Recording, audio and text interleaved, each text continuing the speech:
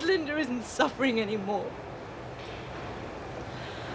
I'm glad she's not suffering anymore either.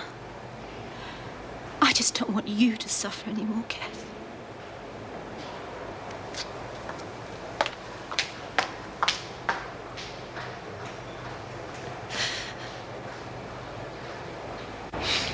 You ought to spend more time exercising your brain, not your body, eh? He's real handy just the way he is. Yeah, suppose so. I mean, no one else is stupid as Oh, that. that up himself.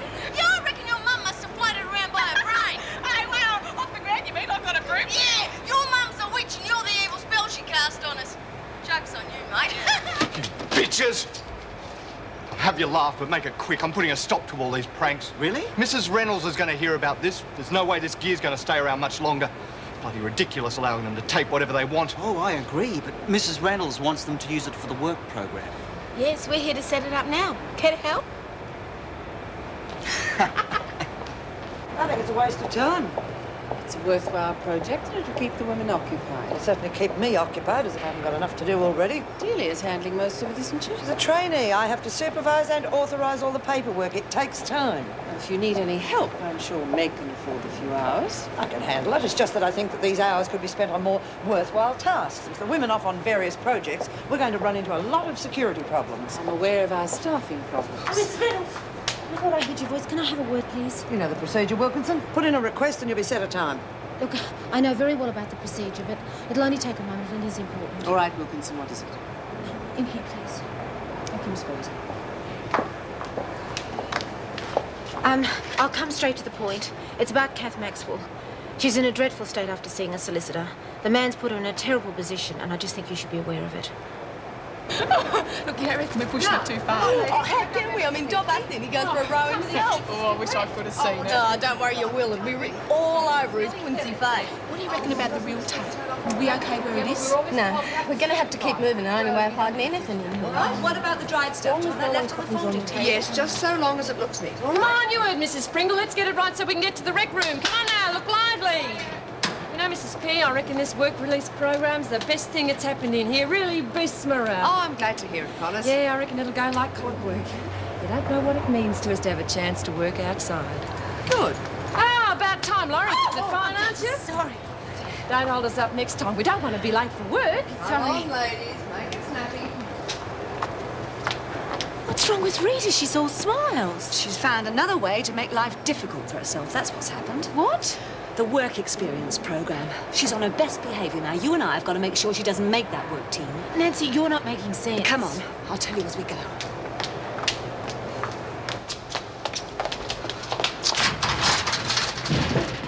Oh, bloody hell. Quick, will you? Hold your horses. Tape's gone like glue. I can't get done stuck. Look here, give us a go. What you doing? We're troubleshooters, you see, gathering info on the Wentworth vandals. Yeah? Yeah. See, there's this conspiracy going down. Black market trade on pipes. Hurry along there. Oh, well, ladies, if you're not interested in going to the rec room and joining the others, you can go back to the laundry and work. Oh, sorry, Mrs. P. Just popped in for a glass of water, eh? Right.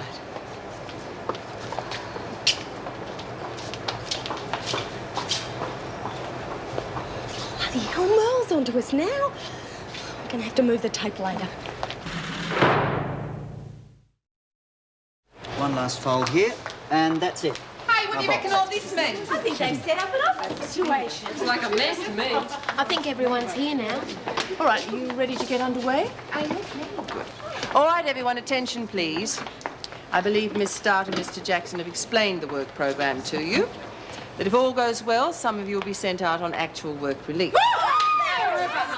Right, now how you behave and perform with the tasks set out for you here will be determining who gets selected. And I might add, I won't be looking for the best actress. Now, I want you to give your full support to Miss Stout and Mr. Jackson. They've devoted a lot of time and energy to setting up this project, and it's up to you all to make it work. Right, I'll leave the rest to you. Good luck. Right, I need 2 women to start with. Patterson and Waters. Well, come on, I'm not going to bite. Go to it, girls. Now then, you two will be factory workers packaging expensive toiletries.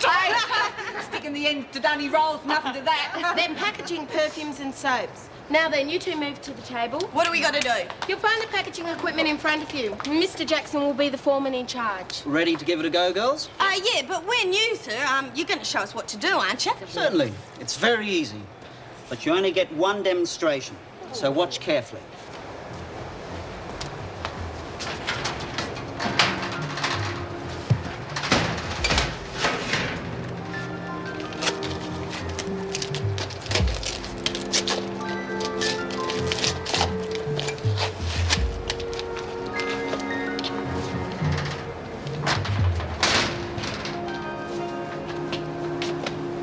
That's 4.5 minutes, and you've only done 6. I'm going as fast as I can. You're being paid piecework, you know. You're going to starve to death at this rate.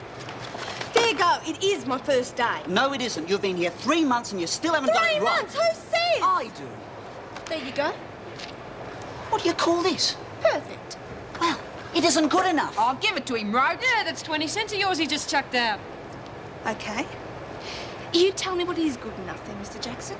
I don't get paid to fold boxes. I get paid to see you do it. Is that acting, or has he been taking lessons from Joan? He's reminding you of someone in the minister's office. You're going to be doing 2 hours overtime tonight to make up the numbers, without pay. Oh. What would you like me to do with this one, Mr. Jackson? Want me to tell you? Yeah, as far as it'll go. I don't think the union would be too happy. Forget it. This is a non-union shop. Well, that could change in a minute. Yeah. Jones, what on earth do you think you're doing? Can't get it to work. You're not using it now.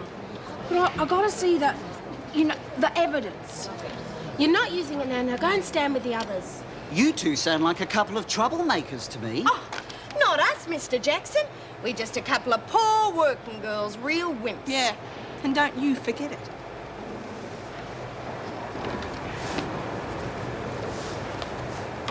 I thought I was seeing Mrs. Reynolds. She'll be here shortly. She's expecting you. What's it about? Your future. Yours too, no doubt. Look, I told you I'd keep my mouth shut. You know, Maxwell, it's going to be very difficult for anyone to help you if you won't help yourself. What do you care about that? Does it surprise you? Yes, I suppose it does. Typical. Unless you're some kind of a bleeding heart, then you've got to be a monster. But then you'd know all about that. Maybe that's why I understand your attitude better than most. They can think what they like. Yes, I understand that too. But you're going to need more help in court than my attitude report. Maxwell? No, sit down. She knows why she's here, Governor. Good. There are a few things I think need sorting out before you go into court tomorrow. My solicitor's already briefed me. I know. With not much success, I gather. I'm not prepared to put on a show, Mrs. Reynolds. Is that what you did with Wilkinson? Put on a show? Laurie, she had no right to talk to you. She had every right to speak to me. Well, is what you told her putting on a show? No. No. But your behavior at the inquest was, and the way you've been behaving in here. All this I don't care, nothing touches me. You've had a lot to say about honesty. It seems to me the only person you've been honest with is Wilkinson. That's not true. That was different. It was private. There's nothing private about what's happened to you. On the contrary, it couldn't be more public. Look, I can't do it. I just can't walk into that court and look right and sound right and cry at all the right moments. I can't do No it. one's asking you to.